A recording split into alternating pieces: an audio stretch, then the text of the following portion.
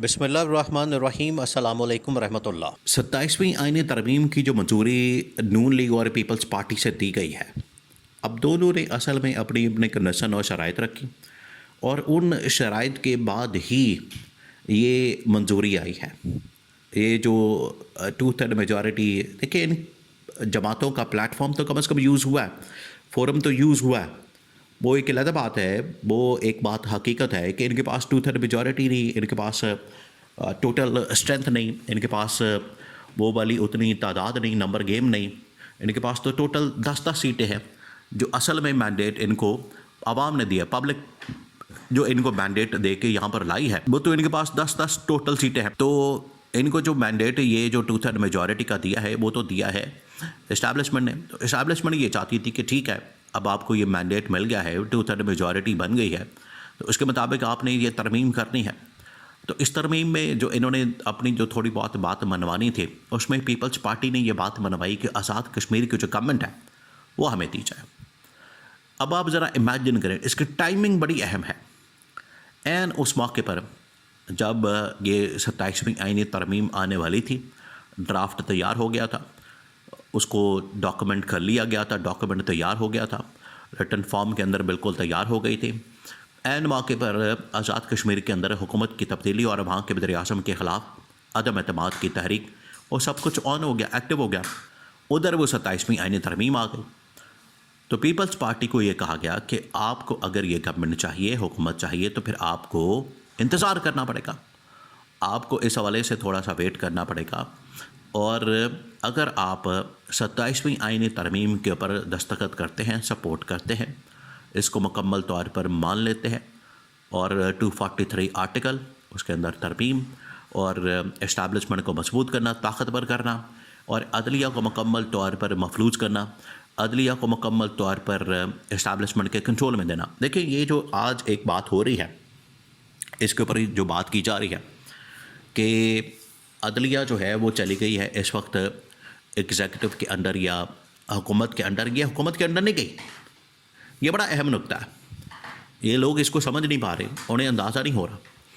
یہ گورنمنٹ کے لیے بھی ایک بہت بڑی تھریٹ بن گئی ہے، جہاں پر عدلیہ کے نظام کو جس طریقے سے تباہ کیا گیا ہے، عدلیہ کے نظام کے ساتھ جو کیا گیا ہے، عدلیہ کے نظام کو جس طریقے سے کنٹرول کیا گیا ہے، جہاں پر یہ ایک عدلیہ کی تباہی اور بربادی ہوئی ہے، یہ کنٹرول میں گئی ہے، یہ گورنمنٹ کے کنٹرول میں نہیں گئی۔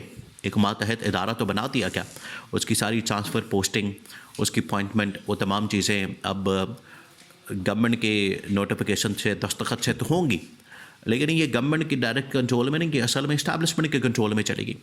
تو اب اسٹیبلشمنٹ، اور پاکستان کی تاریخ اس بات کی گواہ ہے، یہ پاکستان کی تاریخ کے اندر اس طرح سے ہوا ہے کہ عدلیہ اور اسٹیبلشمنٹ نے کئی موقعوں کے اوپر مل کر کام کیا، اور گورنمنٹس کو گھر بھیجا، حکومتوں کو گھر بھیجا، کئی وزیر اعظموں کو گھر بھیجا، ان کی چھٹی کرائی۔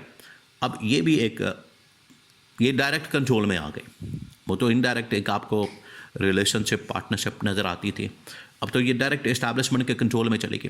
اب یہاں پر یہ جو پیپلز پارٹی کے ساتھ یہ جو کنڈیشن طے کی گئی، یہ جو ڈیل بنائی گئی، یہ جو ان کے ساتھ ایک فارمولا بنایا گیا کہ پرائم منسٹر کی جو تبدیلی ہے، یا پرائم منسٹر کے خلاف جو عدم اعتماد ہے آزاد کشمیر کے اندر، وہ اس صورت میں ہوگا جب وہاں پر آپ ترمیم کی منظوری میں ہمارا ساتھ دیں گے، ترمیم ہمارے حق میں کر دیں گے۔ تو پیپلز پارٹی اس کے اوپر مان گئی۔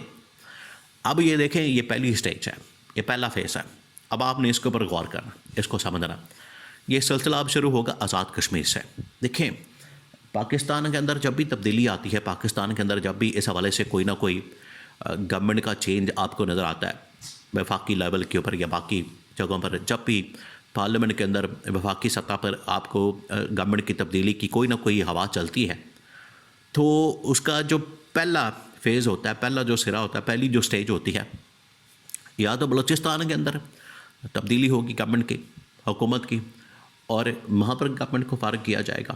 یہ عمران خان کے ساتھ بھی ایسے ہوا، اس سے پہلے نون لیگ کے ساتھ بھی ایسے ہوا، اس سے پہلے پیپلز پارٹی کے ساتھ بھی ایسے ہوا، تو یہ تاریخ ہے۔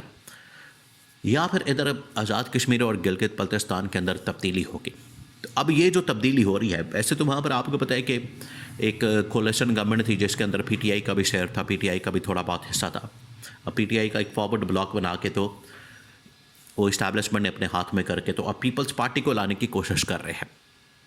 پیپلز پارٹی نے بھی نون لیگ کے ساتھ جانے سے انکار کر دیا کہ ہم نے نون لیگ کے ساتھ گورنمنٹ نہیں بنانی. یہ کولیشن یا یہ جو ہمارا اس وقت ایک اتحاد ہے وہ پنجاب کے اندر ہمیں شیئر دلوا دیں یا وفاق کے اندر ہمارا ایک اتحاد ہے. تو پیپلز پارٹی نے وہاں پر کہا کہ نون لیگ ہمیں بالکل نہیں چاہیے، نون لیگ اس میں سے مائنس ہوگی. اور اس میں اب اسٹیبلشمنٹ نے یہ کام کیا. اسٹیبلشمنٹ نے کہا کہ ٹھیک ہے، ہم آپ کی یہ تمام ڈیمانڈس، فرمائشیں اور تمام مطالبات پورے کر دیتے ہیں، لیکن ہمیں جو پی ٹی آئی کی پارٹی سے فارورڈ بلاک بنا کے یہ تمام ایم این ایز ہم نے اکٹھے کیے ہیں، ہمیں ان کی ضرورت ہے اور اس کے مطابق اپنی ہی مرضی کا وہاں پر وزیر اعظم لائیں گے، اپنی مرضی کا. تو یہ بھی پیپلز پارٹی کی برائے نام ہی گورنمنٹ ہوگی، اصل میں وہاں بھی اسٹیبلشمنٹ کی ہوگی. تو یہ پہلی تبدیلی ہے. سمجھنے کی بات یہ ہے، نقطہ یہ ہے، یہ پوائنٹ اہم ترین وہ یہ کہ یہاں پر آزاد کشمیر کے اندر بھی اسٹیبلشمنٹ کی گورنمنٹ ہوگی اور وہ چلائیں گے نون لیگ اور پیپلز پارٹی والے نہیں، بلکہ اسٹیبلشمنٹ چلائے گی اور ان کا بندہ ہوگا وہ پی ٹی آئی کے فارورڈ بلاک سے نکلا ہوگا اور ان کو اسٹیبلشمنٹ کنٹرول کرے گی.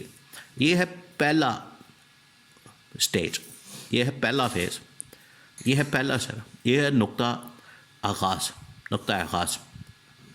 Point of starting point. یہ آزاد کشمیر کے اندر تبدیلی آ گئی ہے.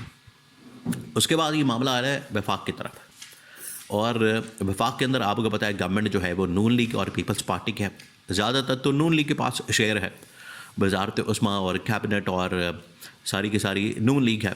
تو نون لیگ کی اب باری آنی ہے وفاق کے اندر، اور ان کی باری اب اس طرح سے آنی ہے کہ جیسے ہی یہاں پر تبدیلی ہونی یا اگلے تقریباً کوئی ہفتے 10 دن کے اندر 15 دن کے اندر یہ سب کچھ ہو جانا، اس کے بعد یہ معاملہ چلا جائے گا بلوچستان کے اندر.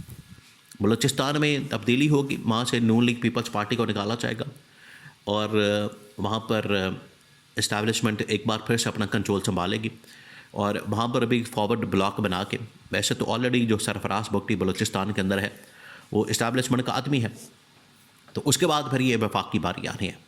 یہ اب 27ویں آئینی ترمیم یہ جو سمجھ رہے ہیں کہ ہمارے اقتدار کے لیے، پاور کے لیے ایک فارمولہ ہے اور اس سے ہمیں طاقت ملے گی، مضبوطی ہوگی، پاور ملے گی اور ہمارا جو ایسے سروائیول ہے، ہمارا جو اسٹیبلشمنٹ کے ساتھ ون پیج ہے. اسٹیبلشمنٹ کو اس بات کی فکر نہیں کہ نون لیگ ہے، پیپلز پارٹی ہے یا کون سی جماعت ہے. وہ تو سوچتی ہے اپنا مفاد، اپنا انٹرسٹ اور اپنا اس نے فائدہ دیکھنا ہے. جہاں پر بھی ہوگا اس نے اس کے مطابق آپریٹ کرنا، کام کرنا. تو ان کو پتہ ہے کہ نون لیگ سے ہم نے فائدہ لینا تھا، پیپلز پارٹی سے ہم نے فائدہ لینا تھا، وہ ہم نے نکال لیا، وہ فائدہ مل گیا. اب ان کے پلے کچھ بچا نہیں. اس وجہ سے یہ پہلی تبدیلی وہاں پر کر کے اس کے بعد اگلی جو سٹیج آنی ہے، اگلا جو فیز آنا ہے وہ وفاق کے اندر شہباز شریف کی باری آنی ہے.